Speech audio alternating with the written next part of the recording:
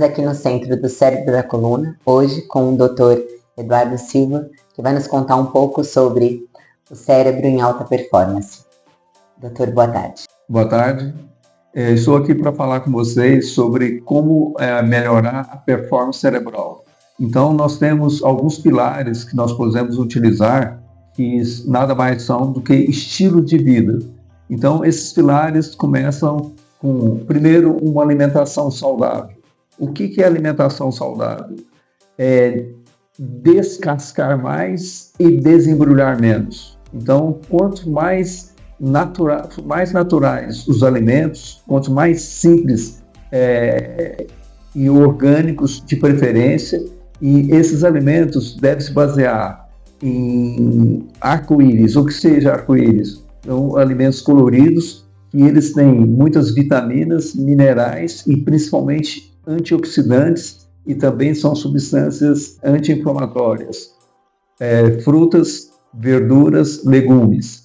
Os alimentos que o cérebro mais se beneficia são, aliás, proteínas, os carboidratos compostos e os lipídios ou as gorduras. Então, as proteínas, bem da proteína vegetal e a proteína animal, que é carne, leite, ovos, e praticamente os carboidratos que nós temos mais importantes são os carboidratos complexos, que são mais naturais, como mandioca, cará, nós temos batata e a maioria dos legumes. Para o cérebro, especificamente, as frutas mais importantes são o coco, o óleo de coco, ou os derivados do coco, mesmo o leite de coco. O abacate é fundamental para ajudar na formação do cérebro e, inclusive, das membranas celulares e bainhas de mielina que compõem o cérebro. As castanhas, o azeite, óleo de azeite extra virgem, são substâncias fundamentais. Os peixes, principalmente os peixes de águas profundas e águas geladas, que têm o ômega 3, eles também fazem a composição do cérebro. Os carboidratos devem ser evitados, os carboidratos simples, como, por exemplo, açúcar, principalmente refinado, a farinha refinada e todos os produtos derivados de farinha e açúcar, e mesmo o leite, ele é muito inflamatório, tanto para o cérebro quanto para os pulmões. Um outro pilar de fundamental importância, e infelizmente a maioria das pessoas não se atém a isso ou não dão importância, principalmente nessa era de hiperconectividade, as pessoas ficam muito em telas como computador, como celular, é o sono. As pessoas devem dormir para ter um cérebro em alta performance, e não só o cérebro, como o corpo, uma média de 7 horas e meia a 8 horas. E adolescentes e crianças, eventualmente de 9 até 10, 11, 12 horas, quando as crianças de 6, 7 anos. Hoje, a grande maioria das pessoas, elas têm uma dificuldade para iniciar o sono ou para manter o sono. Isso chama-se insônia. Fora as pessoas que têm ronco e têm apneia do sono, e isso compromete muito um sono restaurador. Quando a pessoa tem um sono restaurador, ela mantém com energia. Durante o trabalho, ela tem foco, ela tem atenção, ela tem concentração. Se ela não tem um sono restaurador, ela vai apresentar letargia, fadiga, cansaço. Eu, particularmente, tenho muitos pacientes, como eles não dormem bem, eles, tipo 16 horas, 17 horas, como se estivesse acabando a bateria. Eles já estão cansados e muitos deles, quando chegam em casa, eles já vão direto para o sofá, para a cama, de tão cansados. Isso porque não estão tendo privação de sono, estão deixando de dormir num período de sono restaurador, que é aproximadamente 7 a 8 horas. Doutor, eu gostaria de fazer uma pergunta para o senhor. O senhor tem dito do sono, sobre a qualidade de vida, né, dos exercícios físicos, mas se o Se o mental não estiver bom, automaticamente o físico não corresponde. Hoje nós temos, com tudo que vem acontecendo no Brasil, com as pessoas após pandemia, e hoje mesmo, que tem a síndrome do Bunny, que ontem o senhor citou, que eu achei extremamente interessante, e as outras síndromes que antigamente não existiam, até nós falamos sobre isso ontem. O que o senhor tem a dizer sobre isso? A tendência é que elas perdurem? É interessante essas questões, Tatiana, porque hoje a maioria das pessoas elas estão num grau de ansiedade, de depressão, de transtorno obsessivo compulsivo, de pânico, fobia, medo, tristeza, está muito acentuado. Com a pandemia, houve uma exacerbação desses transtornos mentais. Na verdade, os transtornos mentais, eles existem desde que o ser humano veio para a face da Terra, desde a época da caverna, quando a pessoa estava na caverna, ela saía para se procurar alimento, ela tinha medo. E quando ela não tinha alimento, ela ficava triste. E muitas vezes ela ficava isolada, ficava depressiva, ficava ansiosa. Isso exacerbou com a pandemia e, por incrível que pareça, havia expectativa de, depois da pandemia, que estava uma curva ascendente, estabilizar e isso abaixar. Mas os vários trabalhos recentes estão mostrando que isso persiste. Então, as pessoas elas não se recuperaram, na verdade, e não aprenderam a ter uma homeostase, um equilíbrio da parte mental. Então, isso é importante que as pessoas procurem ajuda. Tem vários profissionais, desde os médicos, os neurologistas, psiquiatras, e também tem os psicólogos que possam ajudar a como equilibrar essa situação da mente. Agora, a outra questão é de como que você vai manter um controle mental se você não está bem fisicamente. Agora, mesmo que as pessoas tenham, por exemplo, ansiedade, estresse, depressão, fobia, mesmo que elas tenham um transtorno mental, eu particularmente, eu recomendo elas fazerem atividade física. Por quê? A partir do momento que elas fazem atividade física, a produção de dopamina, de serotonina, de endorfina, e isso acalma a mente, melhora o astral. Então, para se manter uma mente sadia, um cérebro em alta performance, mesmo que a pessoa tenha um transtorno mental importante, é fundamental fazer atividade física, porque a atividade física vai atuar na melhora dessas condições e nesses transtornos. Então, na minha opinião, é fundamental a atividade física todos os dias. E, doutor, e quando o ego ou a vaidade, elas adentram, né, nesse sistema físico, isso tem algo prejudicial? Isso prejudica a pessoa a ela não crescer mentalmente? Ou tem algo a ver, tem alguma coligação ou não? A ligação é direta, porque a partir do momento que a pessoa ela exacerba a vaidade e tem um ego muito acentuado, então ela deixa de ver a realidade. E a partir do momento que você ignora a realidade, você está se tornando ignorante, na verdade. E as pessoas, na minha opinião, elas sofrem por dois motivos. Por dois tipos de ignorância. A ignorância é de não saber. Então, por exemplo, eu não sei não sei cozinhar. Então, essa é uma ignorância. Agora, a ignorância que eu considero pior é quando a pessoa tem informação e hoje nós temos uma capacidade de informação assim, muito abrangente. É só abrir a internet e procurar no Google ou outras plataformas, nós temos informação praticamente para tudo. Agora, é importante as pessoas terem essa informação, terem um conhecimento, mas entrar em ação. Não adianta ter informação se a pessoa não pratica.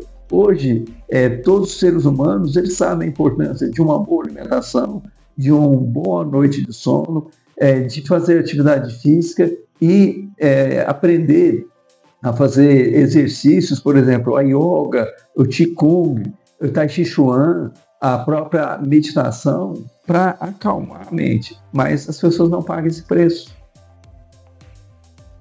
Tem alguma receita para felicidade, doutor? A felicidade, a maioria das pessoas, elas interpretam mal o que é felicidade. Às vezes as pessoas, por exemplo, elas ganham na loteria, ganham um presente, elas sobem de cargo, ganham promoção, imagina que isso é felicidade. A felicidade, ela não vem de fora. A felicidade, ela é construída de dentro. A partir do momento que as pessoas aprendem que ela que cria a felicidade é um estado de espírito e ela precisa trabalhar para chegar nessa situação de autocontrole da mente, autocontrole das emoções. A partir disso, ela vai aprender que ela pode criar a felicidade, ela aceitando do jeito que ela é, ela aceitando o que ela tem. Só que as pessoas nesse mundo ocidental, extremamente materialistas, elas julgam felicidade, elas confundem com alegria. Por exemplo, eu recebi um presente, eu estou alegre, mas não preciso estar feliz, nem sempre eu estou feliz. A partir do momento que eu me aceito como eu sou e eu faço introspecção, faço reflexões e vejo como está a minha condição física, mental, emocional, espiritual, e eu procuro melhorar todos os aspectos de um ser humano, aí eu posso ser feliz. Não por bens materiais, não por situações externas, e sim por autocontrole emocional, mental e espiritual. Isso entraria, tudo que nós estamos conversando, doutor, na alta performance? Nessa criação do senhor? Justamente. Então, o que eu tenho aprendido e tenho compartilhado nas palestras que eu dou, no meu curso, o simpósio do cérebro na alta performance, é justamente isso. As pessoas aprenderem a ter na verdade, um ser integral. O que é um ser integral? Estar bem fisicamente, e como nós já falamos, dizer que tenha um sono regular, tem que fazer atividade física, alimentação saudável e tem que ter autocontrole mental, autocontrole de ansiedade, estresse e das emoções. Então, o ser integral é uma condição onde a pessoa está bem fisicamente, mentalmente, tem esse controle da mente, não deixar a mente dominar o ser humano e, inclusive, o contrário. Você tem que aprender a como processar esse autocontrole e você dominar a mente, não ser escravo dela. E aprender as emoções. Emoções, todos nós temos. Todo ser humano tem emoção de medo, tem emoção de tristeza, tem emoção muitas vezes de vergonha, de angústia, eventualmente de desespero. Isso faz parte do ser humano. Agora, o que não faz parte e nem deveria fazer é ficar numa condição onde você se torna vítima e você não entra em ação. A partir do momento que você tem uma emoção, refletir, por que eu estou com essa emoção? Essa emoção é triste, está me angustiando, o que eu posso fazer? Começar a respirar lenta, profundamente, várias vezes, isso já acalma as emoções. Você pode ir para a natureza, tomar um banho um banho que se chama banho de floresta. Na floresta, onde tem o verde, nós chama substância fitocinas. Elas são produzidas pelas folhas das árvores, pelas flores, e essas fitocinas, elas mantêm, são como essências dessas plantas, e elas nos mantêm calma, elas abaixam o nosso sistema nervoso simpático. E a resolução das nossas condições é justamente entrar no modo de viver e não de sobreviver. Quando nós estamos no modo de luta, fuga, que é o estímulo do sistema simpático, nós estamos geralmente estressados, ansiosos e respirando muito rápido, Então, nós precisamos justamente o oposto, entrar no modo de relaxamento, modo de calma, entrando em atividade que nós chamamos de ondas cerebrais alfa e teta, através de reflexão, introspecção, meditação e contato com a natureza. Ontem o senhor havia dito sobre, além do sono, alimentação, o senhor falou sobre a zona de conforto. E como o senhor havia dito também, que eu achei extremamente interessante, o ser humano é mutável. Você poderia, por gentileza, falar um pouco para que possamos finalizar? Essa é uma questão muito interessante em relação à zona de conforto. O que é a zona de conforto? Nada mais é uma condição que as pessoas elas ficam praticamente paradas, elas ficam com medo de entrar em ação. E a partir do momento que nós ficamos parados, nós não entramos em ação, nós deixamos de crescer, deixamos de evoluir. E o ser humano, além de ficar muito na zona de conforto, ele tem mais duas situações. Uma de autossabotagem. Elas se autossabotam o tempo todo. Em vez de elas evoluírem, delas crescerem, delas progredirem, elas mesmas são as pessoas que mais se prejudicam. E a outra condição é a procrastinação. Uma procrastinação nada mais é do que adiar ações. Então, a pessoa precisa, por exemplo, sabe que precisa fazer atividade física para ter energia, para ter bem-estar. Eu vou começar no dia 1º de janeiro do ano que vem. Chega o dia 1º de janeiro, não começa. Então, está sempre adiando a alimentação saudável. E nós temos no nosso cérebro 86 bilhões de neurônios, e cada neurônio pode fazer de 10 até alguns neurônios, 10 mil, 50 mil conexões. Então, nós temos o que nós chamamos de neuroplasticidade. A neuroplasticidade nada mais é a condição que nós podemos reescrever a nossa história. Por pior que nós estejamos no fundo do poço, nós temos capacidade, a partir do momento que nós fazemos uma reflexão, uma introspecção, e nós decidimos focar a nossa vida para melhorar, então nós podemos ativar vários milhares e milhões de neurônios para trabalhar a nosso favor. Então, uma coisa que eu falo, mesmo os pacientes e as pessoas que elas estão no fundo do poço, elas estão muito deprimidas, ansiosas, mesmo com condição de pânico, burnout, transtorno de ansiedade assim, generalizado, a partir do momento que elas se abrem para pedir ajuda e elas decidem se modificar, decidem melhorar, a nossa capacidade cerebral é praticamente infinita para poder ajudar as pessoas através de pensamentos, através de planejamento, através de propósitos de vida. O que acontece na maioria das pessoas? Não tem propósitos. Pessoas, às vezes, nascem, elas vêm para comer, para dormir, ir no banheiro, trabalhar, fazer sexo e relaxar, às vezes. Mas elas não têm um propósito de vida. A partir do momento que a pessoa tem um propósito de vida e ela está decidida a mudar, é o que eu falei, ela sai do fundo do poço e ela chega aonde ela se programou, aonde ela visualizou e aonde ela sonhou em chegar. Doutor, foi um imenso prazer. Muito obrigada por nos receber, por essa entrevista tão grandiosa que nos agrega e somatiza inúmeras coisas, nos faz refletir a todo instante que sim, estamos em um processo evolutivo, podemos melhorar, mudar, sempre para o melhor. Que é isso que nos motiva e nos movimenta a todo momento. Muito obrigada, doutor.